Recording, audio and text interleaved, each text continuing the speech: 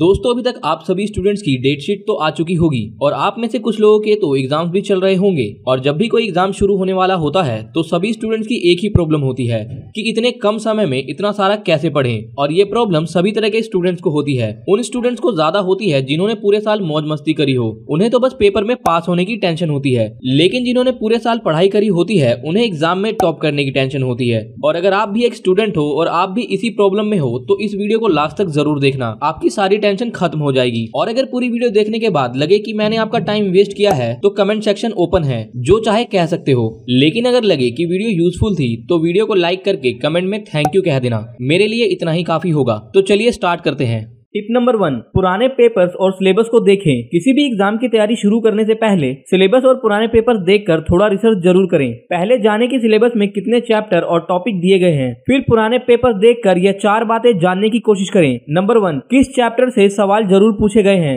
Number 2, किस chapter से सबसे ज्यादा सवाल पूछे गए हैं। नंबर 3, किस चैप्टर से सबसे कम सवाल पूछे गए हैं। नंबर 4, किस चैप्टर से सरल सवाल और किस चैप्टर से कठिन सवाल पूछे गए हैं। इस पूरी एनालिसिस के बाद आपको समझ आ जाएगा कि कौन सा चैप्टर एग्जाम के लिए सबसे ज्यादा इंपॉर्टेंट है। आपको यह भी समझ आ जाएगा कि कौन सा चैप्टर आप आसानी से तैयार कर सकते हैं और किस चैप्टर में सबसे ज्यादा मुश्किल होगी। और अगर आपके पास एग्जाम की तैयारी के लिए 1 महीने का समय बचा है तो आप इस एनालिसिस में आधे से 1 दिन तक का समय दे सकते हैं। और अगर आपके पास 1 दिन का समय है तो एनालिसिस आपको 10 से 15 मिनट में कर लेनी चाहिए। Tip number 2, time table set करें। सिलेबस और पुराने पेपर्स की एनालिसिस के बाद चैप्टर को तैयार करने के लिए एक टाइम टेबल सेट करें। हो सकता है किसी चैप्टर को तैयार करने में 10 या 15 मिनट ज्यादा या कम लग सकता है, इसलिए टाइम टेबल बनाते वक्त हर चैप्टर या टॉपिक के लिए कुछ समय का मार्जिन ले। एक बार टाइम टेबल बना लेने के बाद उसमें किसी तरह के बदलाव ना करें। अगर आप बार बार टाइम टेबल बदलेंगे तो टाइम टेबल ही बदलते रह जाएंगे और आपकी तैयारी नहीं हो पाएगी, या हो भी पाएगी तो बहुत कम। इसलिए जो भी टाइम टेबल बनाएं एक बार में बनाएं और उसका सख्ती से पालन करें। एक चैप्टर को तय किए हुए समय के अंदर ही तैयार करने की कोशिश करें।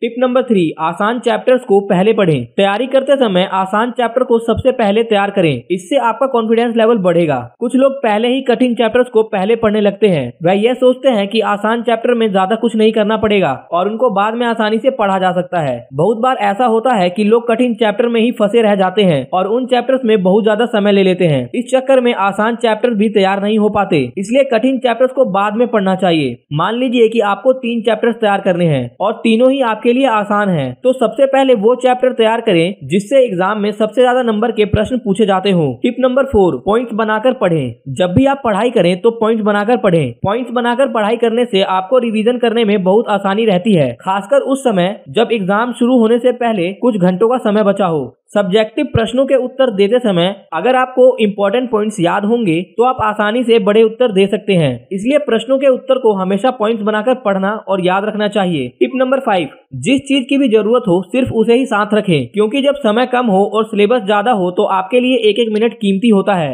इसलिए जब पढ़ाई करें तो आपके पास सिर्फ जरूरत की चीजें हों, जैसे उस सब्जेक्ट से जुड़ी किताबें, डिक्शनरी, पानी की बोतल आदि। उस चीज को साथ में ना रखें जिससे आपका ध्यान भटकता हो। यदि आपकी पढ़ाई के लिए लैपटॉप जरूरी ना हो तो उसका उपयोग ना करें और इंटरनेट की बहुत ज्यादा जरूरत हो तो स्मार्टफोन साथ रखें और जहां तक हो सके फोन के यूज से बचें। टिप नंबर 6, पढ़ाई के बीच ब्रेक ना लें और अगर बोर हो तो ग्रुप स्टडी करें।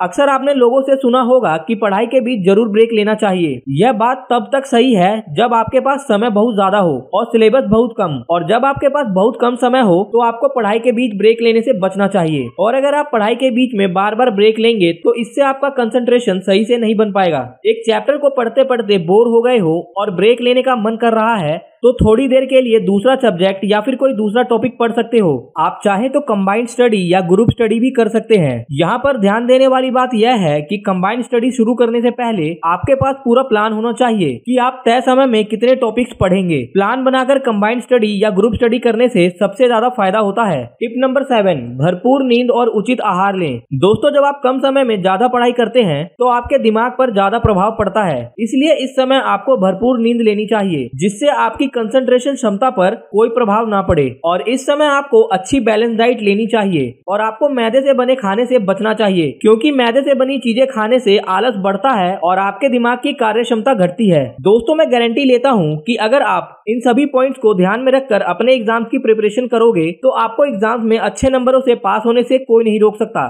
और मैं उम्मीद करता हूँ कि आप सभी लोग एग्जाम में अच्छे नंबर से पास होगे। All the best.